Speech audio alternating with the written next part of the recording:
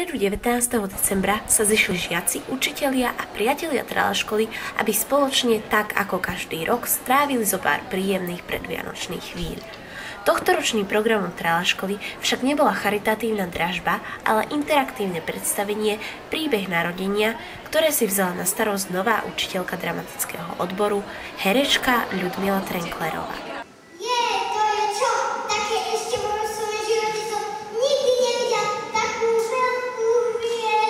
Ako sa ti s deťmi pracovalo? Máš ich ešte len od septembra. S deťmi sa mi pracovalo dobre, lebo som nepracovala so všetkými deťmi. Ale dala som na starosť spevákov, hudobníkom. Ja som robila viac menej za dramatickým krúžkom a ostatne som chodila kontrolovať a hovoriť o svoje predstavy. A myslím si, že super, ja som spokojná. A spokojné boli aj deti, nevieš? Deti mi povedia, že ma zajtra neukameňujú, ale vyzerali byť spokojné aj rodičia.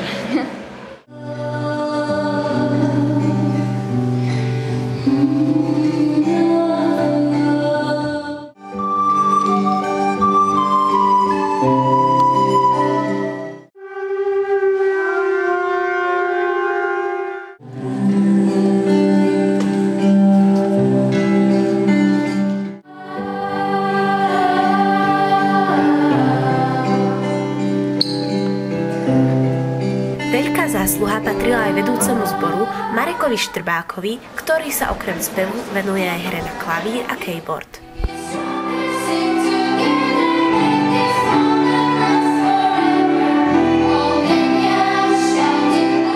Povedz nám, ako sa s nimi pracovalo.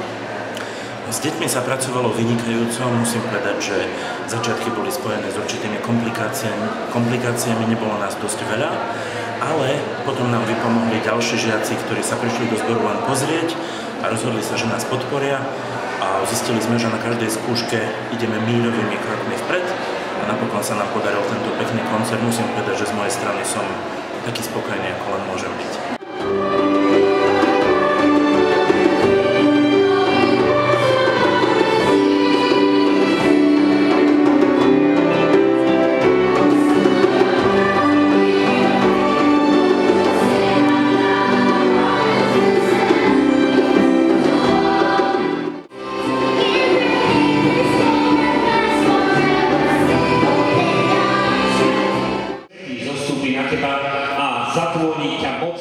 Dnes večer sa však predviedlo aj veľa skvelých hudobníkov, tanečníkov a úspech zožala aj projekcia obrázkov žiakov výtvarného odboru.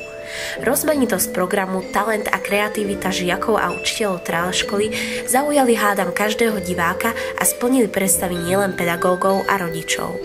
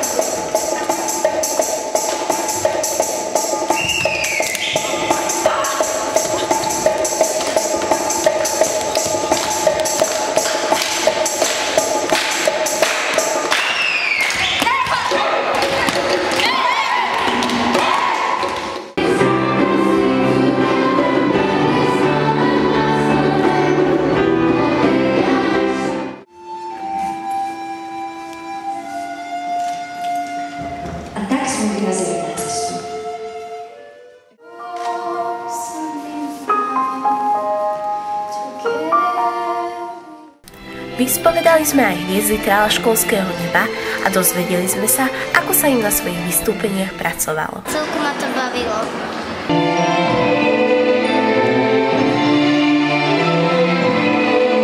Aj si sa na to tešila?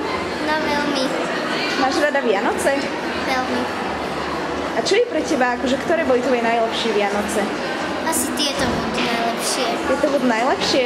A prvýkrát si takto niekde tancovala, lebo tancuješ dobre? Veľakrát som už tancovala.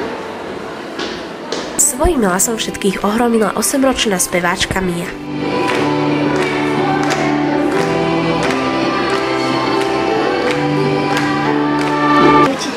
Ivetku, ktorá ma učí a veľmi ma to baví.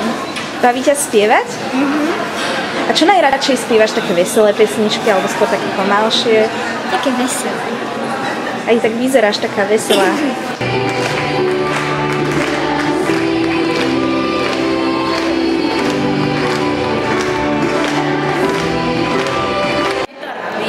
Aha. A ty si bol taký svojrázny rabín. Ľudia, povedia svoje áno. No, mal som byť veľmi veselý a strašne naštvaný keď mu niečo padá. Zistili sme aj, čo je na Vianociach najlepšie. Darčeky.